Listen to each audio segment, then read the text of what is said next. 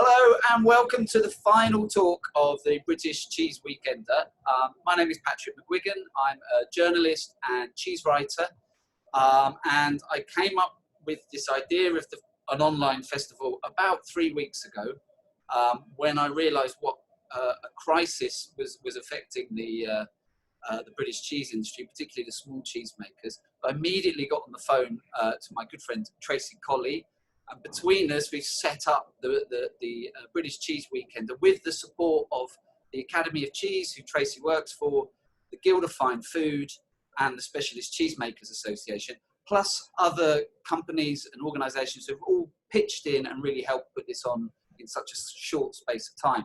So we're going to talk a little bit today about what are some of the issues facing small cheesemakers, what's happened, what's happening, and what the future might look like for artisan cheese in this country. And I'm delighted to have the three organisations that are backing the campaign, representatives from all three organisations here today.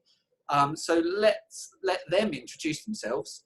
And also, we've all brought some nice artisan cheese to eat along as we talk. So let's start with Tracy. Tracy, would you like to introduce yourself and your cheese? Always.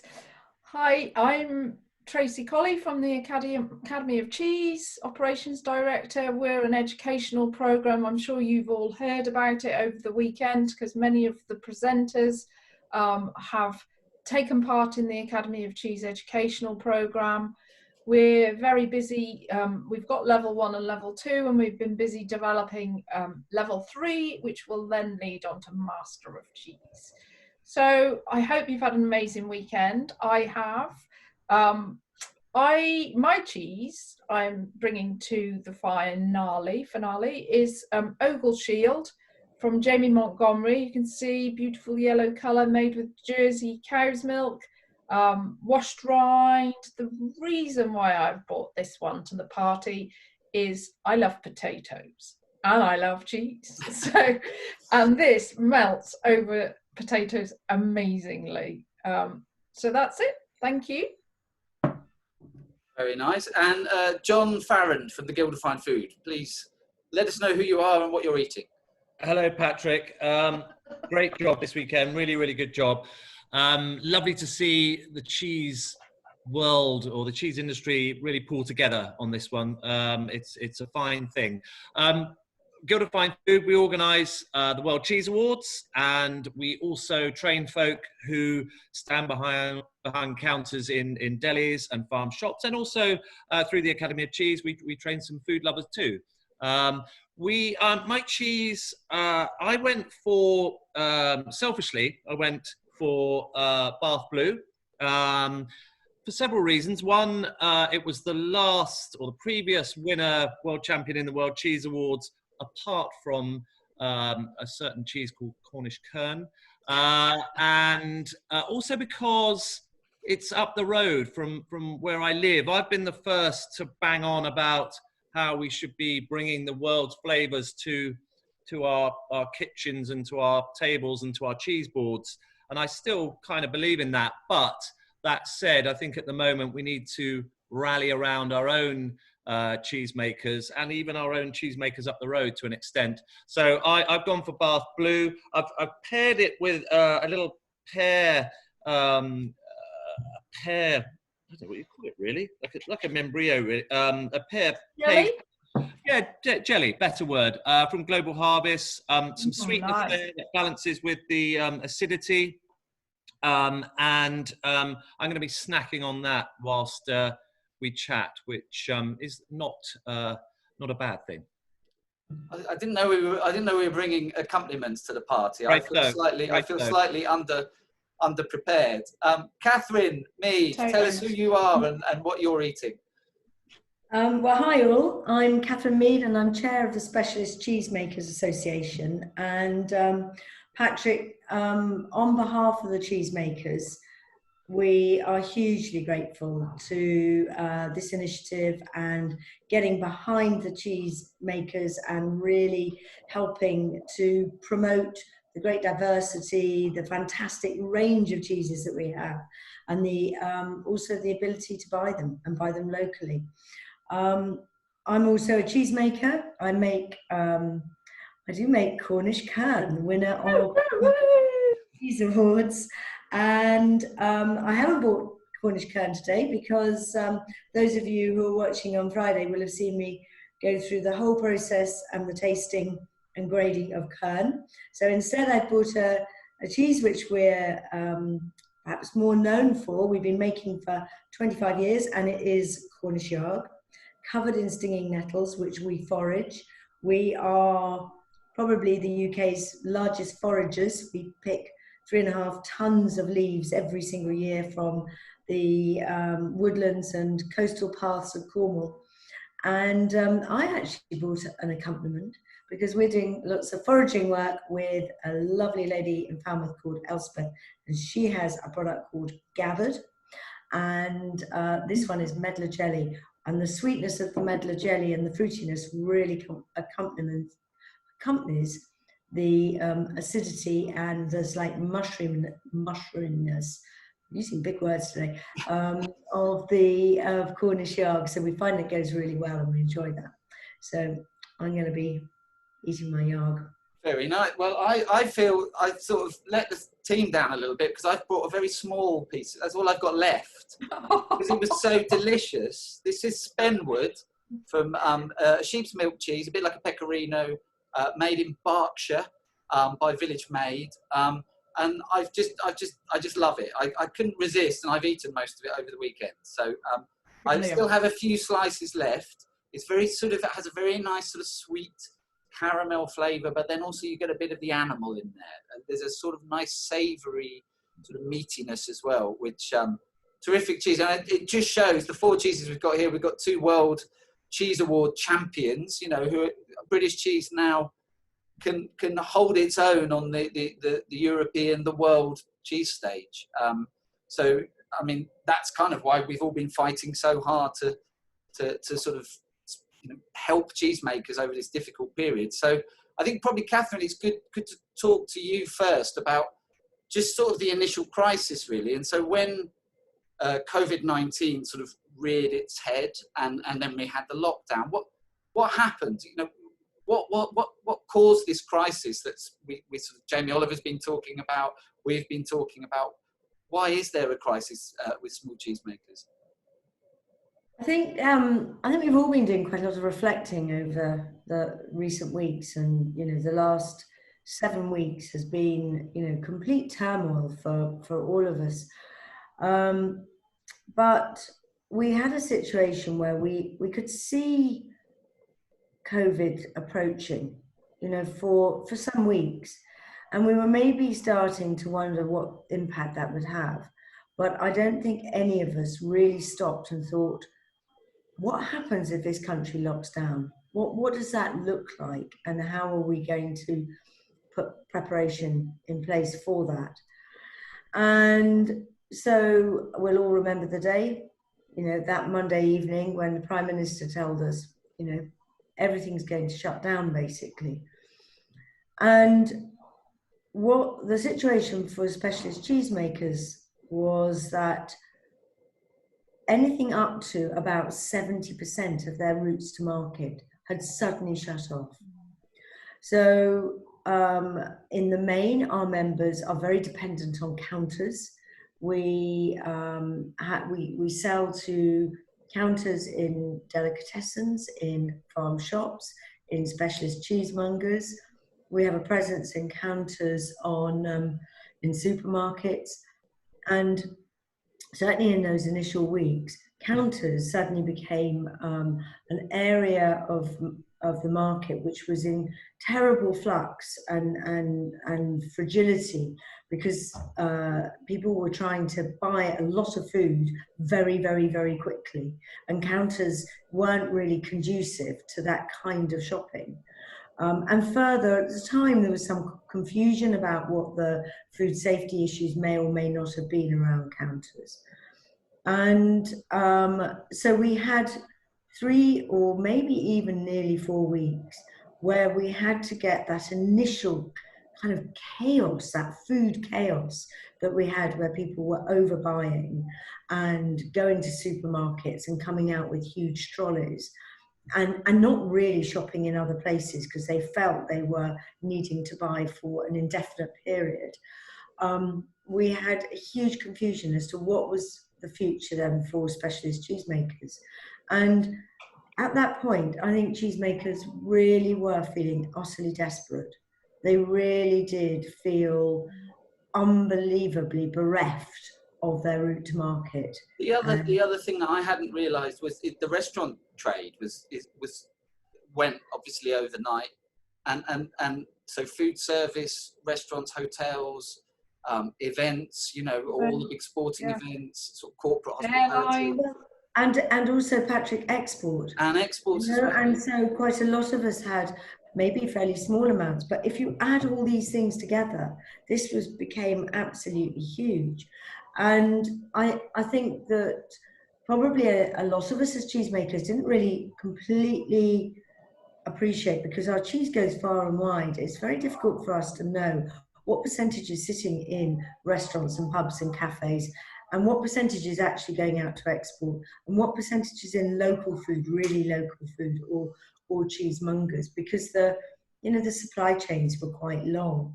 So we did sit in that place where suddenly we had an awful lot of cheese in our maturing rooms. That was the really big deal. We had a huge amount of cheese in our maturing rooms, and we simply did not have those routes to market. There were, so many of our routes to market had just suddenly gone overnight. And when you say lots of cheese, what are we talking? How much cheese is a lot? Well, it's been really hard for us to work out actually how much that might be. We have done some real back of the envelope figures and think it might be something like 500 tons of cheese. And this is the specialist cheesemakers we're talking about. And this is just British specialist cheesemakers. Because the big block cheddar producers actually have, I've heard reports they've done quite well out of this, because people have been buying a lot through supermarkets. And so for the larger creameries who are making block cheeses, who supply the supermarkets, they've not been affected in the same way. They didn't have this sudden drop-off in trade. I think, Patrick, this was one of the slight problems in terms of our representation, is that it was well known that a lot of industries suddenly lost all their business overnight and they had to shut, and that was that. But there was a perception that food businesses were doing really, really well, because everybody was buying food at an exponentially higher level than they'd been buying 3 weeks previously.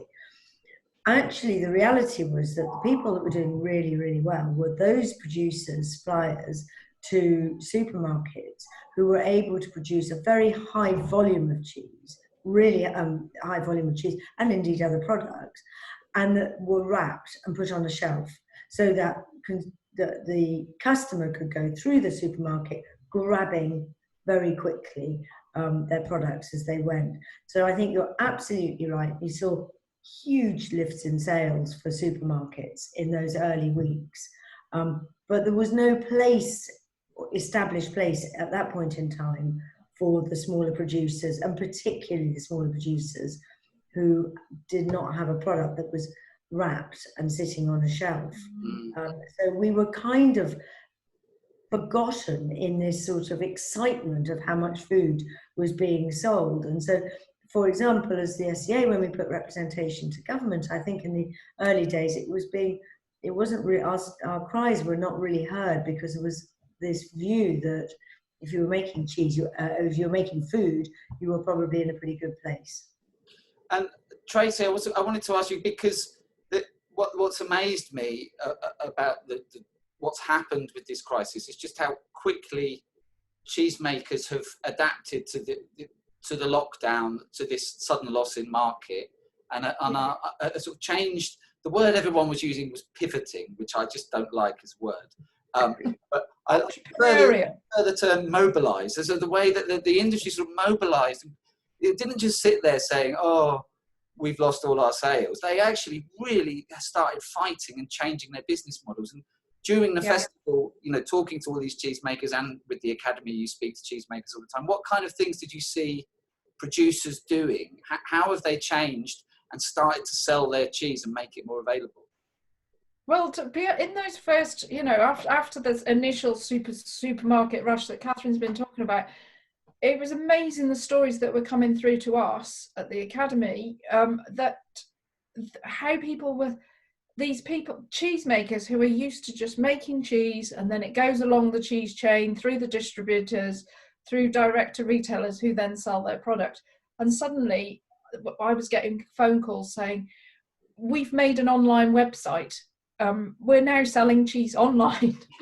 And can you promote it? Can you tell people about it? And there was quite a few of them who had never even thought about their local market. They did the odd farmers market, but they hadn't really thought about selling from the farm gate or the dairy gate where they're making the cheese. And they, as soon as they put the cries out for help over social media to their local communities, then people were coming in their drones to buy their cheeses. Obviously, they've got to put processes in place. Catherine was, and the Specialist Cheesemakers Association was helping them to put those processes in place so that everything, was fitted the bill legal wise. But most of them had become technical experts over that first couple of weeks, and they'd got these products to sell online. So straight away we did a cheese delivery emails. So we added into all of our to sell to our database, to send out to our database. We've got like over 2,000 members, to tell them about that. And we've now got that as an online directory on the website. So cheesemakers, please, there's a form there, you can just fill it in and add yourselves into our directory, and that's for cheesemakers and cheesemongers. So it's just spreading the word.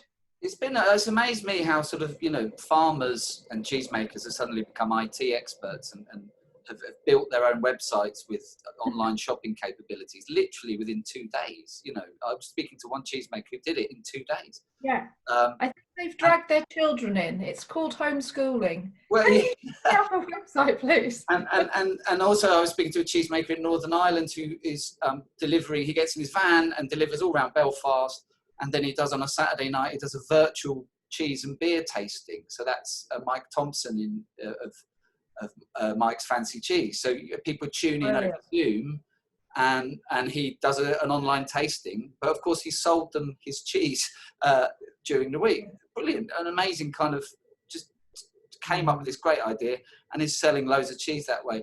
But the retailers have also played an important part, haven't they, John? I mean, it's not the cheesemakers have got themselves mobilised, but the retailers. I mean, I've been amazed at how cheese shops, delis, farm shops have all adapted so quickly as well. What have you seen? What are they doing out there?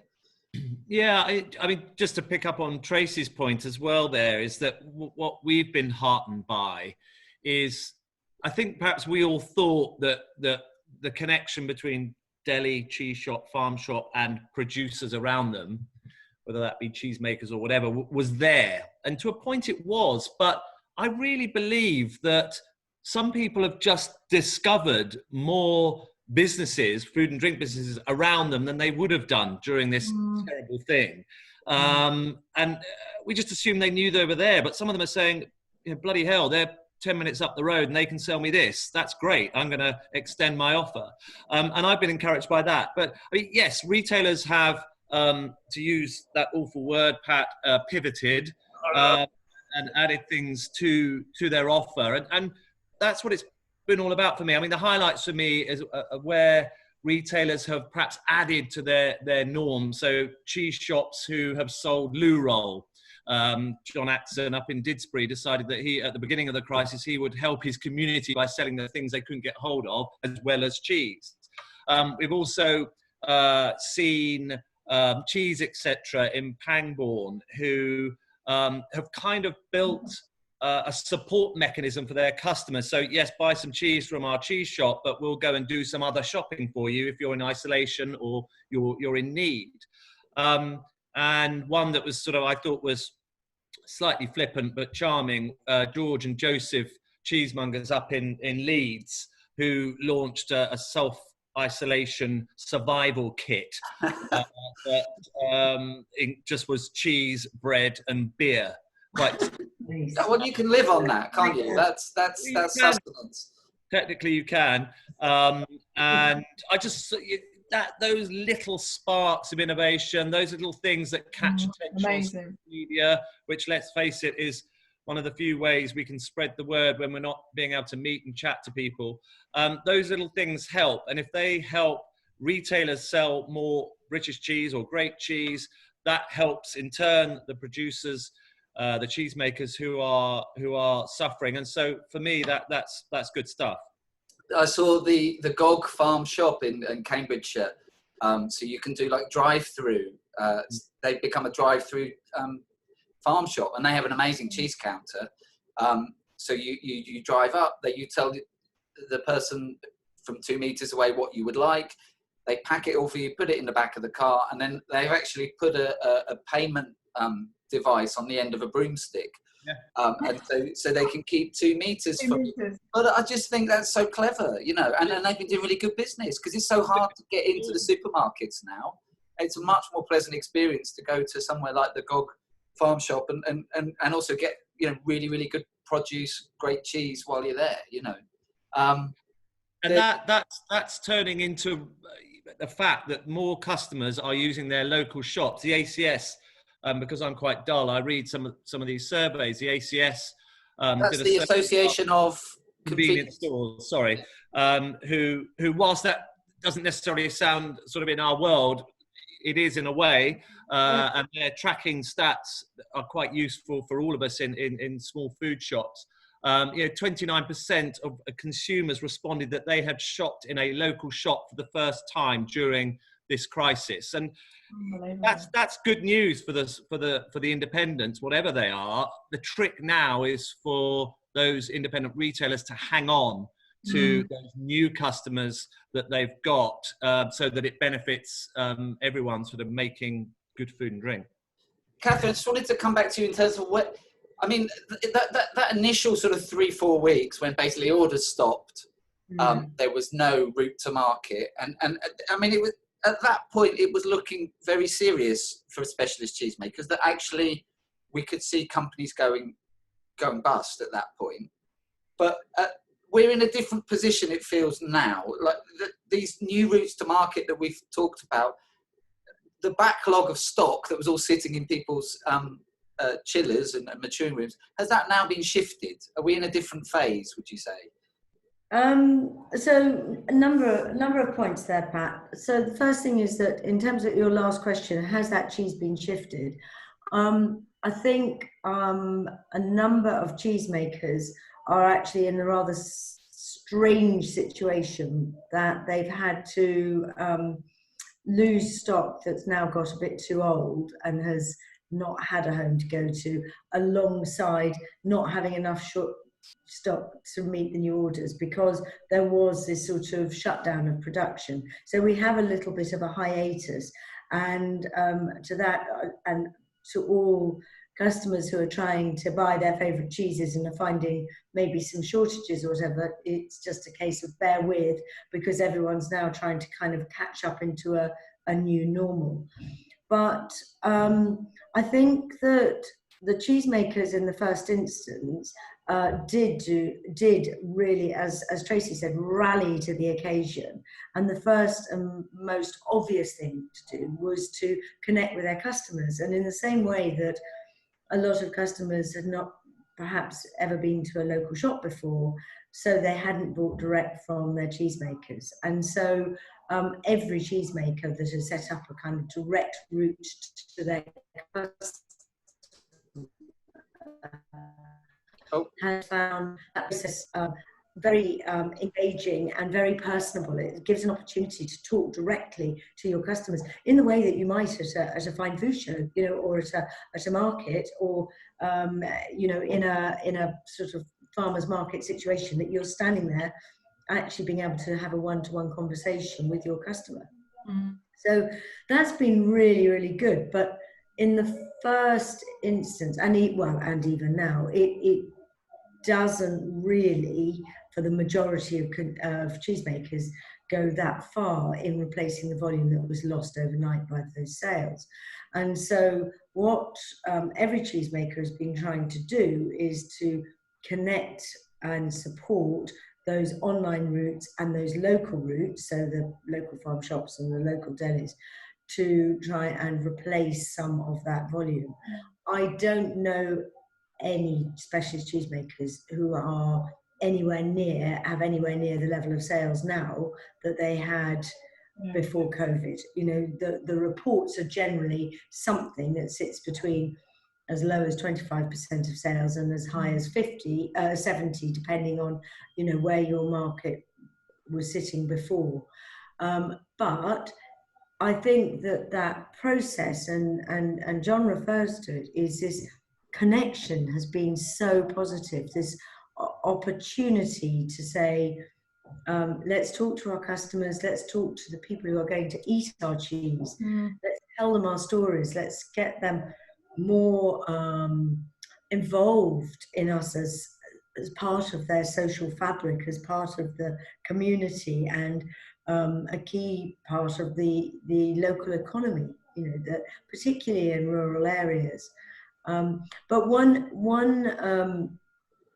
area I would, and I speak from very personal experience here, one thing that's become very interesting, very challenging for us in Cornwall is the smaller producers, the local artisan producers, cheese and other food, have really realised the extent to which we are so integrally linked with tourism. And tourism is so much bigger than any of us really probably give credit for, because we feel that we are selling to restaurants and cafes, but we're actually, the chains are much longer, and you've got all the attractions, all the gardens, all the historic houses, all the, you know, all of them engaging with local producers.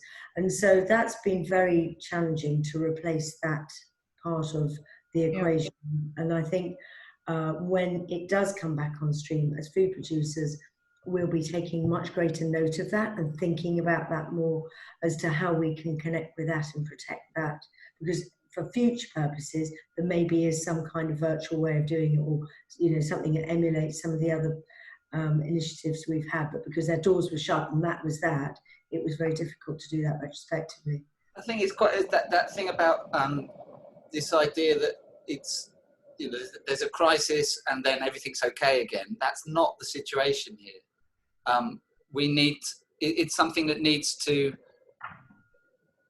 be a long-term change if we're going to keep these cheesemakers in business. It's not something you buy a few cheese boxes for a couple of months and then that's the end. That's fine. You've done your bit. I mean, as the general public and as consumers who want to support our businesses, we need to change our shopping habits. Do you think? I really do, and I really hope that 29% that are now using their local stores will continue to do that, and maybe that number will grow as well, and that will become part of a mainstream shop. You know, that it becomes a significant part of the shopping. We don't know to what extent that's going to be the case at the moment, because although it feels like a very, very, very long 7 weeks, 7 weeks is a very short time to try and change shopping patterns. So we need to keep reminding, and we need to keep talking, and we need to keep saying ourselves through, you know, we have 200 cheesemaking members, and we need to encourage all of our members to keep on their networks to say, buy local, buy local, buy local. You know, go to your local shop, go to your local cheesemonger, support them, and keep that going, and try and keep that momentum that we've built up so positively continuing. Tracy, I mean, you know, we're at the end of the British Cheese Weekend. I know you've put in so much work into this event, you know, off your own back, most of it, just for the love of cheese, which is a wonderful thing. But what do you want to come out of this? What would you like to see change? I think, do you know what's been really positive for me, for the consumer as well, is that they now have access to so many amazing cheeses that they didn't before. because it's online. And what I really love what's happened is lots of people have created special boxes. So they've teamed together with other cheesemakers from the area. So there's been a Devon box, and there's been Tim up at Lincolnshire Poacher. He's got some Tunworth in there in his box, and he's got some Stichelton. And, you know, they've created this amazing package for the consumer of cheeses that they maybe never would have been able to get hold of before. In that one that Tim's doing, he's got Knuckle Duster, which was only under the counter, under the farm. That's his 3-year-old Lincolnshire Poacher, isn't it? Is that, yeah. it was a bit He only ever sold that in the farmers markets, and it was a bit, oh, Knuckle Duster's in now, do you want some? It's and that's now available online. I've bought some. I was just like so excited, because I'm not going to be going to a farmer's market in Lincolnshire anytime soon, or maybe once a year. So for the consumers, I think we need to be putting out this amazing positive message of variety, supporting our heritage, heritage. Well, isn't it? It's very easy. It's so easy to buy good cheese now. You just put in an order online and it arrives a day or two later. I mean, it's remarkable. I mean, you can don't get all have to queue up in a supermarket. And John, in terms of retailers, the sort of the future of retail and with cheese, but sort of fine food in general, sort of good food. Do you think what's going to happen? How's it going to change? I think, as we've said, retailers will have learnt an awful lot over the last 6-7 weeks about how they can do more, and we need to be doing more. And those cheese box initiatives and selling cheese over the internet is brilliant, absolutely brilliant. But Catherine's just made a really interesting point that I hadn't really thought about, that we are massively going to miss the tourist trade and that pound spent when they're on holiday, but actually we're also going to miss people moving around the country and seeing stuff in different corners of the country and taking it back with them home and thinking, do you know what, I'm going to try and seek out that cheese in my local cheese shop, or even better, ask for that cheese in my local cheese shop. So some of that's going to will have suffered this year. Hopefully the internet and retailers being clever will replace some of that trade. But God, can you imagine if we could hang on or keep some of, when we can go, that would be wonderful for the cheese shops, the delis, the farm shops, and the producers as well. Yeah. Guys, we're coming to the end of our time on this. So I think we need to tie it up. I just wanted to say really that it's been great fun putting this all together and just seeing how, from Freshly Ground, who's helped us with our PR, to Lighthouse, who helped with the website, to the SCA, to the Guild of Fine Food, to the Academy of Cheese, to me, to all the cheesemakers. Everyone's just sort of come together to put on this weekend. And I think it's something quite special about the cheese industry, that sort of collaborative, open, generous spirit that's in there. So it's been really quite amazing to see what you can do in such a short space of time. I think just to sort of finish up, if anyone, if people are watching this and want to, how can you help? I think that the message from all of this is just to continue buying good British cheese and trying to support your local cheesemonger, your small cheese maker, because this is not just a 2-week, a 3-week, an 8-week thing. This is something that's going to need sustained support. Would we all agree with that? Yeah, absolutely. It's heartwarming. The collaborativeness of the industry has been absolutely stunning. I'm going to hold up my very small piece of cheese. And this will be finished in the next 20 minutes. And so the message is, buy good cheese, eat more cheese. And thank you very much for watching. Thank you, everyone. Amazing. Absolutely amazing. Thank you.